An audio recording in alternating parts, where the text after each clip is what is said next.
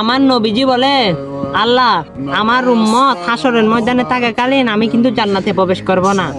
আমার আল্লাহ বলবে, হে নবী, আপনি তো জান্নাত না করলে জান্নাত উদ্বোধনও হবে না।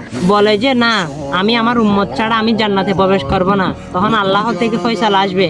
আল্লাহ বলবে, যাও, আমি তোমার উম্মতকে মাফ করে দিলাম আর তাদেরকে জান্নাতের বাসিন্দা বানিয়ে দিলাম।